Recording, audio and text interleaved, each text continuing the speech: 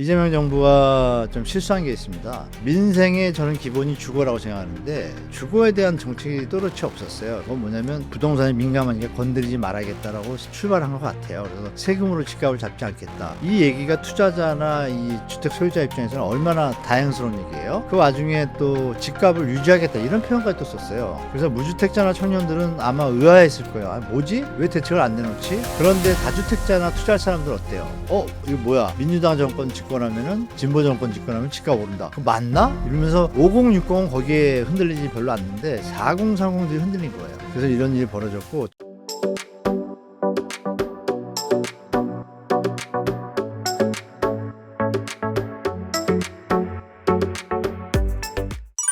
안녕하세요. 한문도 교수님. 간단하게 자기소개 부탁드립니다.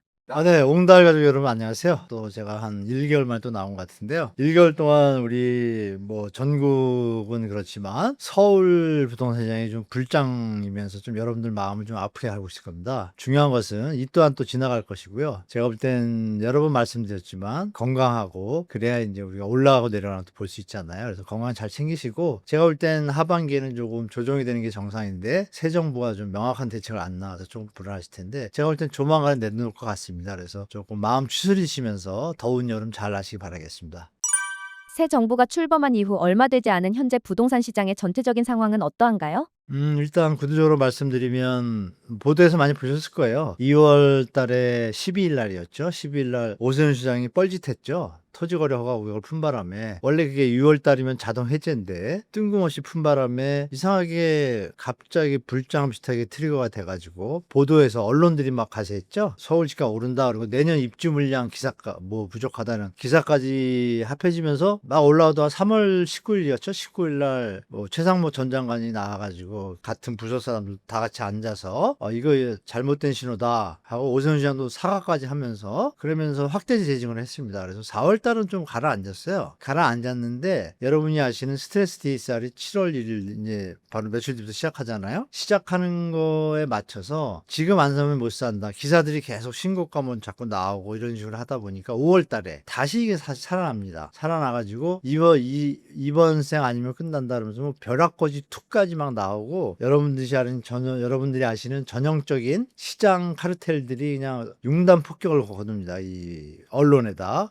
그러니까 당연히 우리 실거주자나 이런 분들 입장에서 이거 좀 이상하다, 불안하기 시작했고, 여러분들이 아시는 포모 현상 때문에 갑자기 달라붙기 시작합니다. 주로 3040. 그러니까 이 예전에 3040의 주택 매수 비중의 평균이 보통 한 40%대예요. 전체 중에. 만약에 100개가 오래되면 40개 정도를 3040들이 매입을 하는 게 평균이거든요. 이번에 그게 60%까지 올라옵니다. 여기서 우리가 생각할 게 뭐냐면 생애 최초 대출 있지 않습니까? 이 부분을 금융위원회, 제가 좀 욕하겠습니다. 금융위원회가 보이지 않게 이 투기를 일으킬 수 있는 대출 규제 완화를 했어요. 쉽게 말하면 전세 낀 집을 살 때 생애 최초자가 대출을 받게 해준 겁니다. 그러면 전세 끼고 생애 최초자가 LTV 80%까지 확대를 했으니까 나머지 전세 끼고 50% 나오면 무조건 대출 받을 수 있잖아요. 그러니까 어떻게 보면 돈이 없어도 되고 신용 문제만 없으면은 마음만 먹으면 사인하면 집을 일단 자기 명으로 가져올 수 있는 거예요. 그러면서 이제 이게 불이 붙어가지고, 그러니까 그 제도 하나 때문에 사두자 집을, 이런 수요가 한 제가 볼 때 60% 정도 됩니다. 실수요자보다. 그러면 생애 최초자들이 실수요자라는 개념이 성립하잖아요. 그럼 전세 끼고 사뒀을 때 정부에서 옵션제로 만약에 이거를 갖다가 뭐 10년 동안 보유해야 된다. 왜? 집을, 생애 최초를 도와준다는 건 집을 들어가서 사르라는 얘기잖아요. 그래서 예전에 이 부분에 이제 갭투기 문제가 있어서, 그러면 생애 최초 대출에 대해서 특혜를 주니까 그거에 대해서 6개월이나 1년 내에 입주하는 조건이 전제였어요. 근데 이게 없어졌습니다. 그러니까 요번에 이게 겹쳐지면서 분위기와, 거기다 또 마지막으로 한국은행이 또 금리 인하를 했잖아요.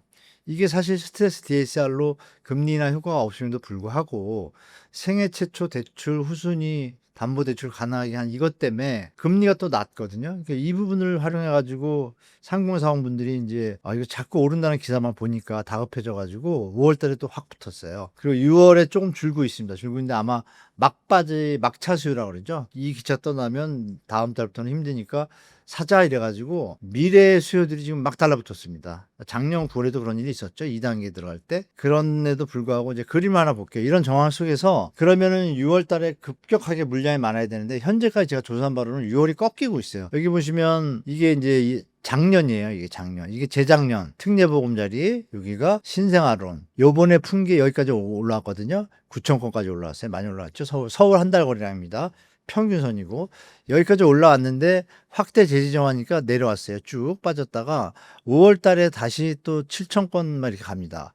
근데 6월 달에 6월 23일 이번 주 월요일 기준으로 보면은 2,300건 나왔어요. 그러면 제가 유추할 때 잘하면 5,000건까지 가겠지만 한 4,000건 이상합니다. 그러면 그 4,000건을 갖다 제가 그래프에 이렇게 표시를 한 거예요. 그러면 우리가 여러분들이 보실 때 이 그림을 보시면 정부가 정책 자금을 억지로 투입해가지고 시장을 이만큼 올려놨잖아요. 근데 이게 가을마다 대출 총량제를 쓰기 때문에 가을이 되면은 이제 대출이 더 안 됩니다. 그럼 수요가 줄죠. 그 효과가 여기서 나타나는 게 요런 부분이에요. 이렇게 꺾이잖아요.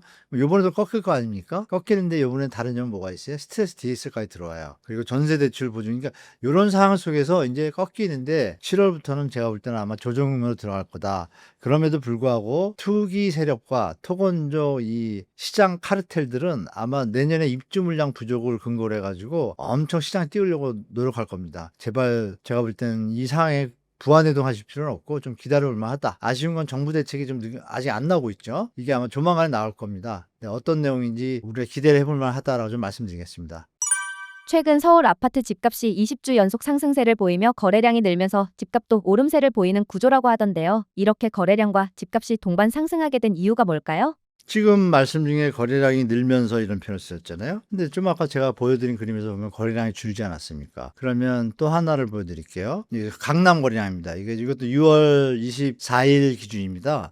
보시면 여러분 여기 보세요. 지금 이 5월, 6월이잖아요. 6월 지금 이렇게 내려왔습니다. 이거 만약에 한 달 더 계산해도 한 요 정도 멈출 거예요. 자, 그럼 강남이 계속 올라갈 것 같으면 지금 말씀 중에 거래량도 늘고 이렇게 했잖아요. 거래량이 안 늘고 있잖아요. 그럼 여러분들이 주식시장에서 뭐라고 합니까? 거래량이 수반되지 않은 상승은 페이크다. 영끌 완하고 똑같은 느낌이 들지 않으십니까? 조심하시라고 좀 말씀드리고 싶고, 그러면 말씀 중에 거래량이 늘면서 집값을 갖다가 우리가 판단할 때 그럼 계속 올라간다 이렇게 막 보도들이 너무 많이 나오니까 좀 흔들리실 텐데 지금 데이터는 그렇게 안 나타나잖아요. 제가 드릴 말씀은 뭐냐, 지금 아까도 말씀드렸지만 미래 수요들이 돈 모아서 집을 살 생각을 갔던 분들이 대출 조건을 완화해 주니까 일단 들어온 거예요. 포모 심리 때문에, 그죠? 그 두려움 때문에. 근데 그리고 최근에 어떤 패턴을 여러분들한테 드릴 말씀이 지금 사도 되나 하면서 끌려가면서 산 분들이 많아요. 아마 그런 건 뭐 다 아실 거예요. 물론 이 중에 투자를 빈번하게 하는, 나쁘게 얘기하면 투기인데 본인들은 투자라고 얘기하죠. 3년마다 사가지고 파는 일시적 양도세, 비과세 이거를 활용한 투자가 많아요. 이 부분을 정부가 어떻게 손을 댈지 모르겠는데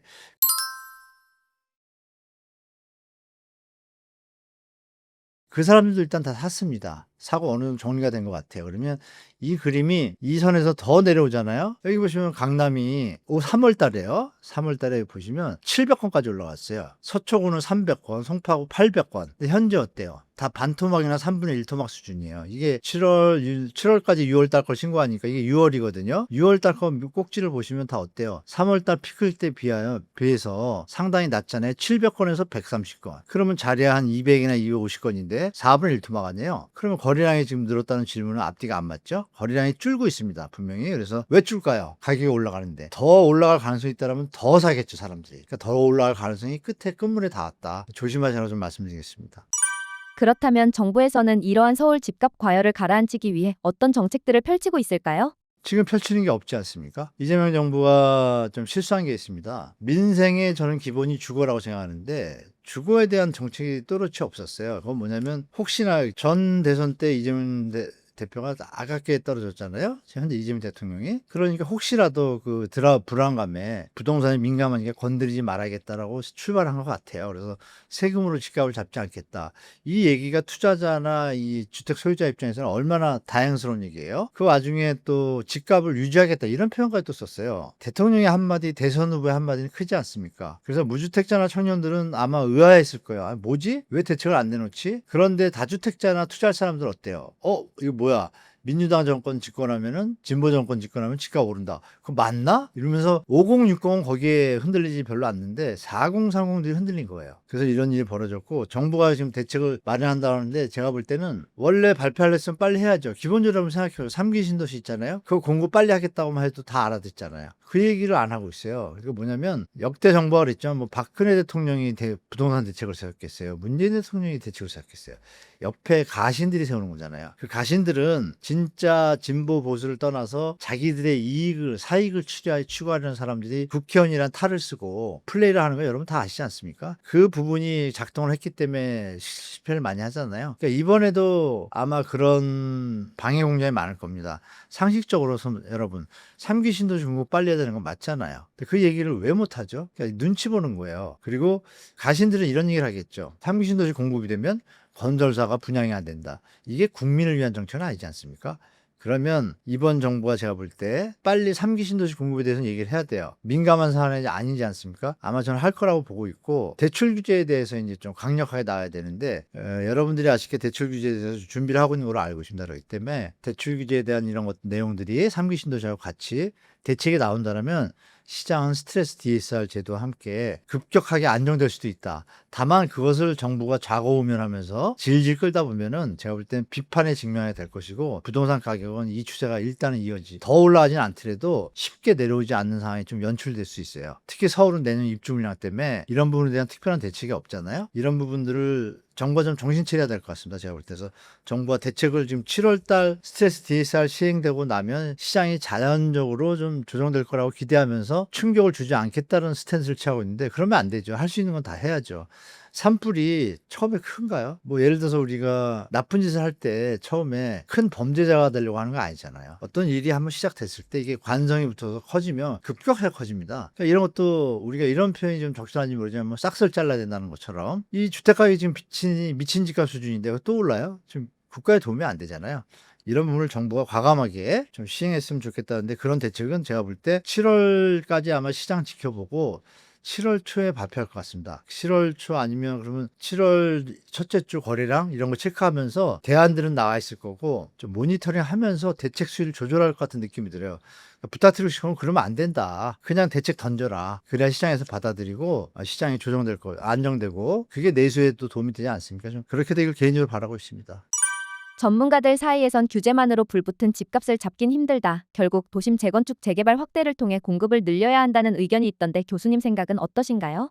집이 지금 진다고 바로 나오나요? 몇십 년째 이어왔던 얘기고 지금 특별히 한다는 건 제가 재건축 재개발은 그동안 해왔던 거고 여러분들이 아셔야 될 게 이 얘기는 뭐 한 10년, 20년째 듣잖아요. 다 하고 있잖아요. 그리고 전 정부에서 많이 풀었잖아요. 덮을 게 뭐가 있나요, 사실? 제가 볼 땐 거의 없거든요. 공공성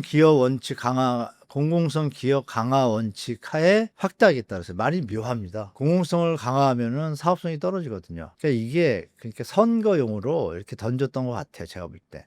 왜 이미 다 던지고 진행되고 있잖아요. 여기 너무 뭐 기대하실 필요는 없고 그걸 가지고 이제 규제 완화 같은 데는 뭐가 더 완화가 되죠? 용적률을 500% 늘린 것밖에 없거든요. 도시가 또 망가져요. 이런 부분이 아직 세심하게 된 게 아무것도 없습니다. 그래서 제가 드릴 수 있는 얘기는 3기 신도시 이게 말이 수도권이지 다 서울 접경지거든요. 서울하고 똑같습니다, 거의. 사실 요즘 경기도 외곽 말고 서울에 붙은 경기도는 서울하고 거의 똑같은 통행권이거든요.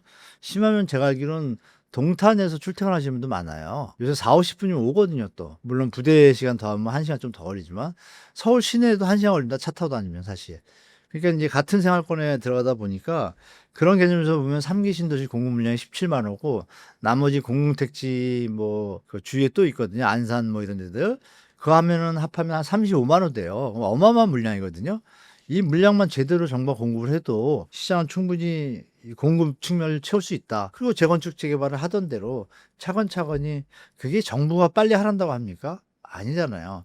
조합원들이 자기들 재산을 가지고 해야겠다고 마음 먹고 분담금이 부담되는데도 하겠다 하면은 거고 분담금이 부담되는데 어떻게 합니까? 반대하면 못하는 거죠. 이걸 정부가 무슨 좌지우지에 왜 재개발 재건축 현장에 껴드냐고요. 자체적으로 움직여 둬야지. 그죠? 법은 다 정해져 있고. 괜히 껴가지고 아시지만 모아타운도 그렇잖아요. 그냥 놔뒀으면 가로주택 정비사업으로 지금 다 지었을 거예요. 공급이 늘어날 거를 서울시가 간이 개입을 해가지고 모아타운을 묶어버리니까 개발도 못하고 다 해야만 되는데 이게 신도가 잘 안 나가잖아요. 지금 벌써 2021년도가 2년도 시작해서 4년 5년 차가 나가는데 착공한 데가 지금 한 군데가 두 군데밖에 없잖아요. 그러면 뭔가 이상하잖아요. 시장 논리에 맞춰서 자유시장 논리에 맞춰서 놔두면 가격이 조정돼서 수요가 발생하고 이런 기본 원칙을 갖다가 정부나 서울시가 개입을 해서 자꾸 기대치를 높이니까 주택가격이 더 올라가잖아요. 용적률을 높여주면 뭐 자기 재산이 늘어날 거로 판단하니까 이런 부분이 도리어 집값을 키우는 효과가 있지 공급의 효과는 실질적으로 많이 없습니다. 그렇기 때문에 이거는 재개발 재건축을 통해 공급을 늘려야 한다는 의견은 이건 원래 기본이에요. 기본 그냥 우리가 학교라 그러면 학교에 가방 메고 가는 거하고 똑같은 거예요. 이걸 가지고 자꾸 얘기하지 말고 이 외의 걸 해야죠. 학교 가서 공부를 어떻게 할지 이 얘기에 대한 대책을 얘기를 해야지. 지금 질문도 이게 뭐 언론에서 하는 맨날 질문이기 때문에 사실 질문의 가치가 없다고 생각합니다. 저는 그래서 시장 논리에 맞춰서 현장들이 알아서 하시고 나머지 외적인 부분을 정부나 지자체가 지원하는 형태, 특히 3기 신도시 공급 이미 되어 있잖아요. 이런 거나 빨리 했으면 좋겠다. 2기 신도시도 다 안 한 데가 또 있으면 좀 남았어요. 이런 거라도 빨리 해야지 뭐 하던 것도 못 하면서 뭘 하겠다고 하는지 저는 그렇게 생각합니다. 예.